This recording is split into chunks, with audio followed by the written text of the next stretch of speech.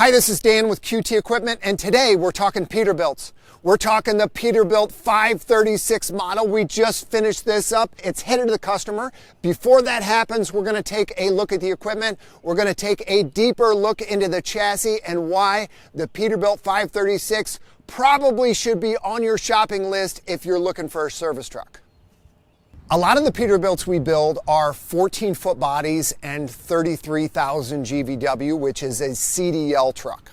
This one is an 11-foot body.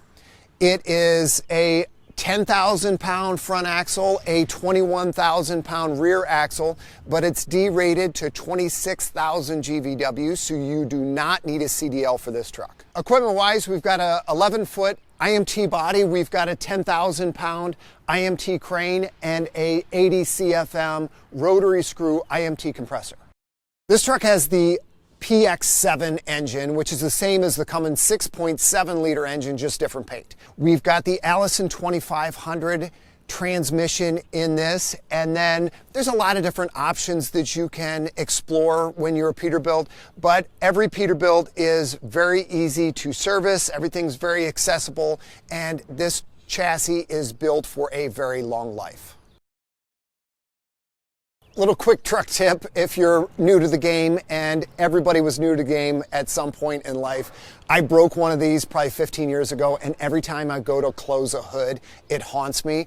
But there's and a lot of manufacturers will have something different, but this is a locking hood, and so you've got this shock here, and all you have to do is pop this up and then close the hood. If you go to force this thinking that something's stuck, you're gonna break it, and then you're gonna have to walk into the office like this, and you're gonna say, "Boss, I broke something," and you're going to be embarrassed and you're going to think about it for the rest of your life. Just remember the hood's lock and don't make the same mistake I made. It's always frustrating when you go to jump a truck and you can't find the battery terminals. These are conveniently located on the passenger side, very easy to get to. You'll notice we've got the batteries underneath the passenger seat. A lot of times on a stock Peterbilt chassis, Kenworth, doesn't matter, they'll put the batteries just on the frame rail somewhere thinking that, well, if this gets a dump truck, we'll just throw the batteries in a battery box somewhere. On a service truck, that's not a good idea. You're gonna end up burying the batteries in a compartment, taking up valuable compartment space. Always on a service truck, the best way to do this is get your batteries underneath the passenger seat. Got a 50-gallon aluminum fuel tank, fits conveniently underneath the cab. One of the things that Peterbilt took into consideration when they were designing the new 536 was being able to get in and out of it easily. We've got about an 18-inch first step, a 13-inch second step. You've got a nice solid grab handle right here. You've got a nice solid grab handle on the other side. 3 points of contact, easy to get in and out of your truck.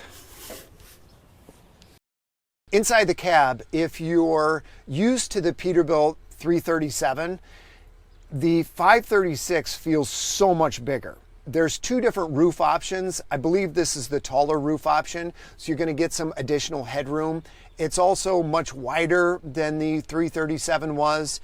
You've just got a lot more space. You've got space on the floor here if you want to put your lunch or whatever else. You've got 4 cup holders. You've got plenty of chargers. I bet you could put Shaquille O'Neal in this truck and he would be comfortable. As far as charging goes, this is very important for everybody these days, especially my kids. We go to the auto show and they evaluate a vehicle based on how many chargers it has. I don't know that this one would pass with flying colors, but it would definitely pass. We've got 2 USB chargers, and then you've got 2 12-volt chargers, old school cigarette lighter chargers here. And then as far as climate controls, they're very easy to get to. They even give you degrees in Fahrenheit here. So you can dial this in at exactly 70 or 72 degrees Fahrenheit. Keep yourself nice and comfortable while you're getting to the job site. You've got some nice storage up top. You've got some additional reading lights if you're working early in the morning, late at night, and you're doing some paperwork, you need some extra light in your cab. That's going to do a good job for you. This comes with a CB already built in, so you don't have to worry about that if that's a requirement on your job site. This comes with a high back air ride seat, and then the steering wheel is also telescopic and adjustable, so you can adjust it up and down, and then it also will go in and out. That's pretty nice. You can get the steering wheel exactly where you want. And then the nice thing about this Aero hood is that you have maximum visibility to be able to see if you're navigating in some tight spaces. You can see very well what's in front of you. While we're in here, one of the really nice things about the way this Peterbilt is set up, combined with the shorter wheelbase, is that you get a very tight turning radius. Let's check that out. Hopefully this isn't just a ploy to get video of me driving around in circles.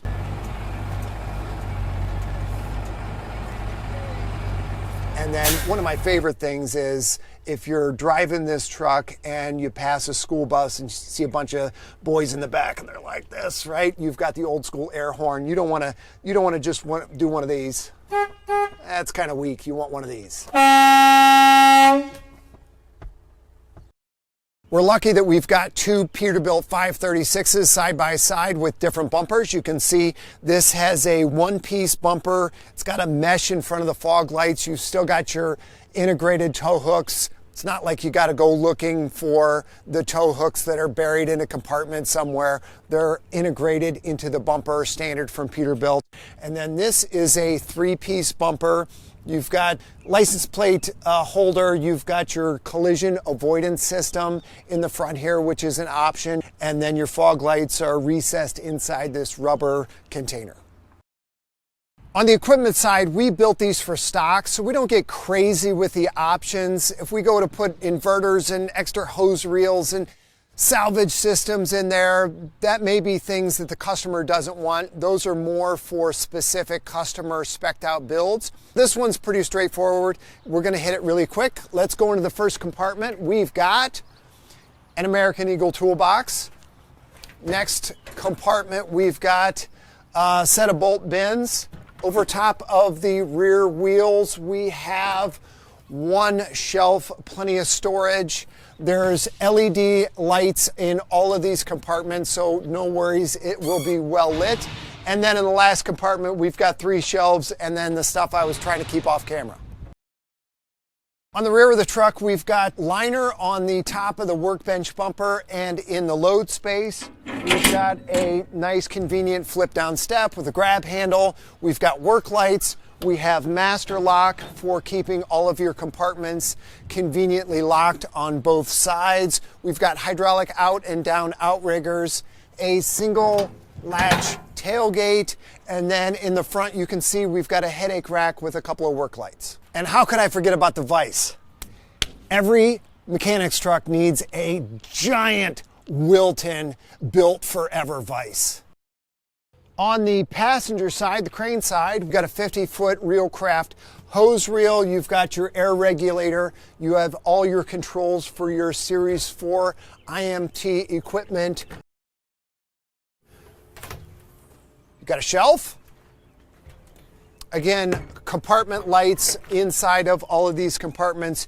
You've got three shelves here, and then in the first vertical compartment, you've got three shelves, a divider, and a setup for your oxygen acetylene bottles. We do have some additional work lights on the front corners, keeping your work area illuminated, and then LED work lights on your crane. All right, let's quickly talk about the business case for a unit like this. This truck is going to cost significantly more than a Freightliner International 750, but it squarely falls into the category of buy once, cry once. You're going to spend more on day one, but this truck is going to bring you a higher resale value. If you go run this truck for 10 years and then you put it in the auction, this truck is going to pull better money at the auction, even with significantly higher miles. Number two, let's say you just decide to run this truck until it dies. We are shooting this in 2025. This truck and equipment together could easily see the year 2040. The third thing, and probably the most important thing, the most valuable piece of this equation is the guy that sits in the driver's seat. With it being so difficult to find, hire, retain mechanics, high quality mechanics, Putting your mechanics in a Peterbilt is a fantastic way to attract the best mechanics in your area and keep the ones that you have happy. Thanks for watching. As we said, this unit is sold. We partnered with the Pete store to put together a couple of stock units over the summer of 2025. This one is sold, but we've got a couple more that will be rolling out soon if you want to get one of these. We've worked with a lot of chassis dealers over the last 20 years that I've been here. Some of them are good, some of them are great, some of them are surprisingly incompetent, and then some of them are downright criminal enterprises that sell trucks. The Pete store is none of that. They've got 30 locations from Boston to Miami. They're very responsive. They know their stuff. They are on top of the vocational market. They're great to partner with on some stock units, some stock Peterbilt 536s. Find us on Instagram at QT Equipment, Facebook QT Equipment, or our website QTEquipment.com. Work dirty, be happy. Check out those red ovals. Until next time. Hopefully this isn't just a ploy to get video of me driving around in circles.